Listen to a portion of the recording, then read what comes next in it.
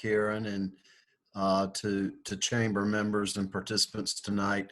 I also want to thank Irving McConnell, who's become a good friend. We've many days we talk and discuss these things, and we drill for data and we try to find ways to make lodging work. And if not for his love for Tuskegee and this community, he would have probably given up. And even with the pandemic and the economic crisis, he's still pitching. I think when we come through the other end of this, that Exit 38 will still be a phenomenal place to have a hotel, because the Tuskegee family ultimately will support it. I know we wanted to give a lot of time, and we've got some other guests, and many people can hear from me during the week or in other ways. So I'm going to be very brief and quick, Karen, to move on so that we can keep the meeting within the parameters that I know your president likes to keep it. So real quickly, obviously the pandemic has affected the way we do economic development, although I am proud to report that the Tuskegee Travel Center continues to move on with some hiccups, but unabated. And other retailers, I was on the phone with 2 developers, 2 restaurateurs. There will be a lot of shakeout, I think, in the restaurant industries, but those franchises that are doing 70-80% of their normal volume through takeout, drive-through, and curbside are actually excelling in the pandemic. So they will be physically strong, and Exit 38 portends, along with other places that we have, to be great spots. We actually do have our tier 1 and our logistics supplier in Shorter are both looking at expansions currently, and we may be close to announcement on one of those. The automotive manufacturers will probably ramp back up in May. I think Hyundai is actually ramping up maybe end of the week, first of next week. We are also seeing some interest in the housing sector still, and we're going to see a real realignment, I think, of the supply chain. And I think we're already talking to some consultants of people moving some production from China and Asia back stateside, especially in the automotive corridor. So we're looking to try to be ready to recruit a lot of people that will onshore and nearshore those operations. So we're really excited about that.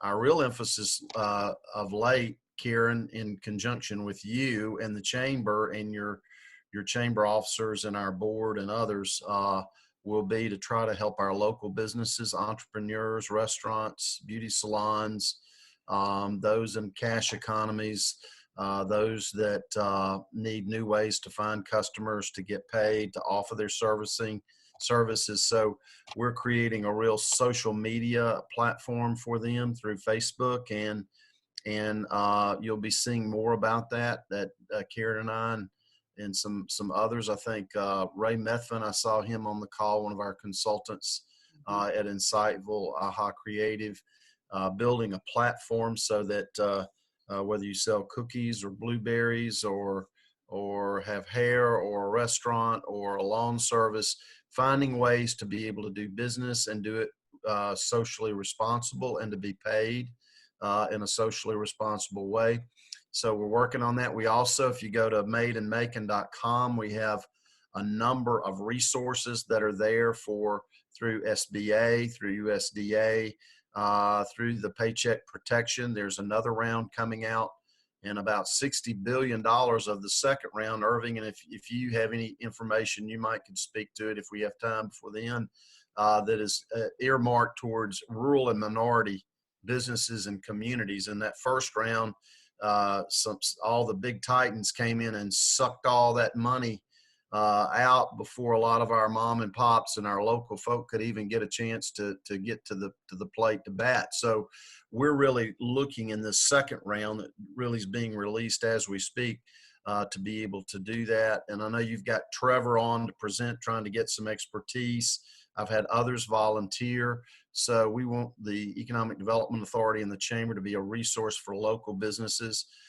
these other big companies, we will continue to recruit. We want to make sure that the best and the brightest among us have an opportunity to survive the pandemic and the downturn. So I know I'd given Bobby Davis, our MCEDA VP and officer of the Chamber's, got some talking points, and yeah, I'm sure I've missed some things on that, Bobby.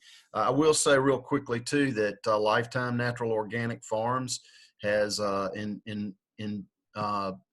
another $500,000, and they are now planting the spring crop for Publix Whole Foods right here in Macon County. They've employed about a dozen people and will be employing more. That's a homegrown business, and they'll be cultivating raised bed organic, intensive bio organic food on MCEDA property. So we're real helpful. They've been working also with Dr. Hill, who I think's on the meeting tonight, and a lot of his team members. And it's been a growth process, but we're, you know, when you can't recruit, you can grow. And when you can't grow, you can nurture what you got, and you need to be doing all of it at the same time. And that's kind of what we're doing. So whether I'm working from home, the car, wherever, we're trying to make it happen for you. So, Joe, one of the silver linings in this dark cloud has been the collaboration that has been spawned, and the Chamber and MCEDA working closely together, the Chamber MCEDA working closely with Simplified Management Products, which is owned by Trevor Small. All of that energy and effort generated to support our local business community has just been a great thing to see and to experience. So we're doing our best to stand up our local businesses in Macon County, and I want to thank you for that. Well, and I'll say that too. Joe, excuse me. Hey, yes, sir. This is Jeff. I just want you, because of, and you'll understand this better than anybody, because of my cross spaces, I want to make sure that you include the census. And I was going to bring the census up. Yeah, I just can't do it on because of my, you know, because I'm involved on multiple different levels. I just wanted to make sure. Thank you for that. And we are working with the Tuskegee History Center.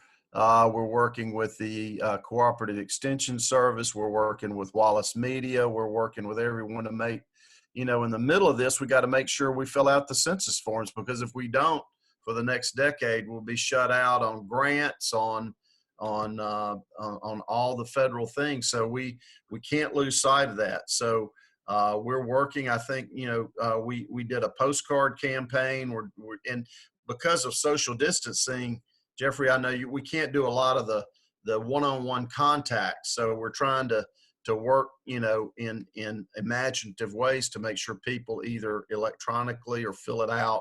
And I would urge people to, I know Deborah and others and the folks at the History Center and the Cooperative Extension, and just a lot of people that are just volunteering and working and donating and doing what we can. But thanks for raising that issue. It's extremely important. And if we miss the gate, we missed it for a decade. And just to throw back into that, on May the 5th at 12 o'clock, the K through 12 process, the Macon County school system, they have a monthly initiative to stop once a month and read for an hour.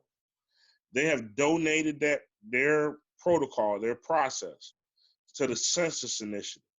So this month in May, on May the 5th at 12 o'clock, we're asking everybody to stop. And anybody that has not filled out their census, we want them by mail, by internet, or by telephone to take the time at 12 o'clock on May the 5th to fill out their census form.